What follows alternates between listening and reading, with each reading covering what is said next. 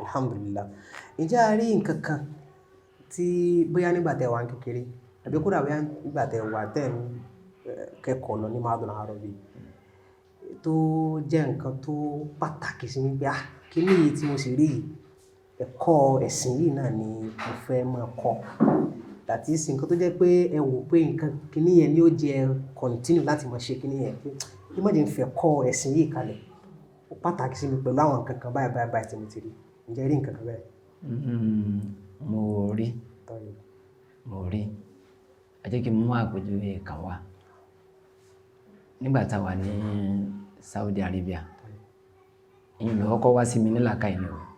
Nígbà tá a wà ní Saudi Arabia, àǹfààní ń bẹ fún akẹ́kọ̀ọ́ láti ṣe hajj lẹ́ẹ̀kan láàrin ọdún 5. Ibùn àtẹnitọ́jọ́ máa lò gan ẹ̀ẹ̀kan láàrin ọdún 5.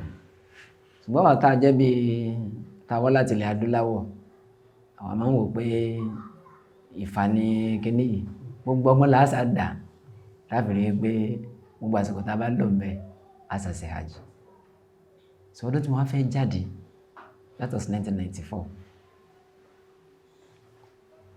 Wọ́n fún wa ní ìwé táfi, wọ́n fún wa ní tàṣírọ̀, ìwé táfi lẹ́tọ̀ọ́ láti wọ lọ sí Mẹ́kà, wọ́n fún wa ní tẹ̀sẹ̀rẹ̀. Wọ́n sì fẹ́ ṣe hajj. Mo sá wọlé sínú ọkọ̀, mo fàdúrà tì. Nígbà sọ pé ẹni tí ó bá ti ní tẹ̀sírí o, kó ètè sọ̀kalẹ̀ o. Sọ̀kalẹ̀ bó wà ní ẹ̀tí mo ti mẹ́ hajj dágbére. So àpèlú ọ̀nà rẹ̀ asásì. Ìṣesí wọn tẹ́lẹ̀ ni pé ńgbé bá débi tẹ́lẹ̀ lọ́wọ́ agbowó ọkọ̀.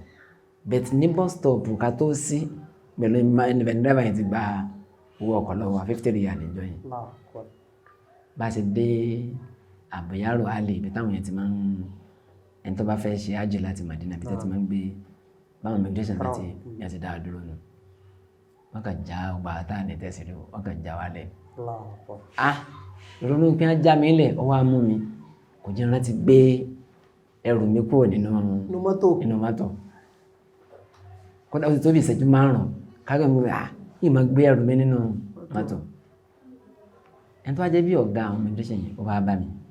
Ó ní anta Nàìjírí, anta Ìfìríkì, ìgbésẹ̀ Nàìjíríà ni ó ṣe ilẹ̀ Áfíríkà nínú àná Nàìjírí. Ó ní ta'al ishrab ma'i shay.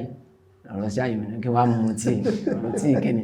Mo ti gbàgbé ẹrù mi nínú mọ́tò ní ẹrù lèmi fẹ́ gbé tó sọ̀rọ̀ tí. Ó ní ta'al má bí kíni problem rẹ̀ problem pọ̀ o. Mo fẹ́ lọ sí hajj wọn ti já mi lẹ̀. Kì í ṣe pé já mi lẹ̀ ìrìnà ti gbé ẹrù mi nínú mọ́tò. Ó ní ta'rif raqma sayyara.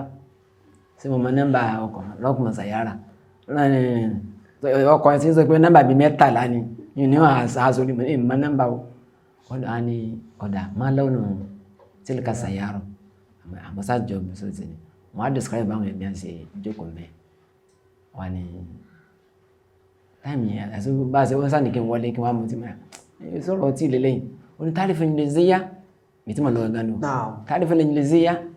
Mo ní Ingliziyya mo ní náà أعرف أجتهد تعلمني ما المانع أعلمك nǹkan ọ̀nà àtọ́bá ti gbọ́gbọ́n máa bọ̀ àbáwọn inú ọ́fíìsì ẹ̀ lọ ọba gbé sáyé mi ọ̀rọ̀ sáyé kọ́ alẹ́rù mi ń bẹ nínú ọ̀nà bó ti sọ ń pa ọkọ̀ fún mi ọkọ̀ ti fẹ́ débí nìsín ọ̀nà ẹ̀ ti jìn kí n tó wá ó ti rin bí 150 kìlómítà sí bó ti ń bọ̀ nìsín ó ti fẹ́ dé lèmi náà bá ń gba sáyé asáǹsì tó ń pa mímọ̀ sí máa kọ ní òyìnbó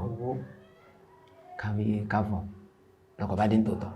lọ́kọ̀ tẹ gbàgbé pé tí báàgì wà nú ẹ̀. lọ́kọ̀ bá dé ó wá pa láti pé kó mú rìvásì kó rìvásì wá kí ó jẹ́ pé láti inú ìyá kan máa ti wọ inú mọ́tò. inú bí lárúbá ń pè àádá ìfíríkì kẹ́yìn nǹkan kan gbà pé mọ́láwó tẹ̀sírí kò ní tẹ̀sírí ẹ̀kẹ́ ẹ̀ má yà ó mọ̀ kí lọ́kọ̀ pẹ̀lú mọ́kàn tẹ̀sírí. So mo sá kó sínú mọ́tò tí ní ju bí 30 kilometers lọ ní bá dáa dúró ẹ̀yìn Abdulrahman ìyàmí lọ ìyàmí sọ kí ẹ̀yìn sọ̀rọ̀ wọ́n wo ìwé àwọn èèyàn lọ gbá ọ̀dọ̀ mi ní àǹtà Abdulrahman mo ní náà Masha Allah barakallahu fiki wá sí gbá sí à ń dójọ́ náà ẹ̀yìn Abdulrahman ni wọ́n sá làwọn aṣọ ti rédíò mọ́ pátápátá lẹ́kìn tó dé so kódà tí mi lọ tí mi bọ̀ ẹni Abrahamu ni wọ́n security yẹn ó lágbára ẹ̀mí wọn sáwò pé àti kéèyàn lẹ́kọ̀ọ́ àsánfàní ń bẹ níbẹ̀ ètò ajé kí n tún ní lọ́kàn láti gbé ó yẹ kéèyàn tún ní ẹ̀kọ́ nípa ọ̀dọ̀ òyìnbó náà díẹ̀díẹ̀ mọ́ so ìyẹn jẹ́ abala kan náà nǹkan tí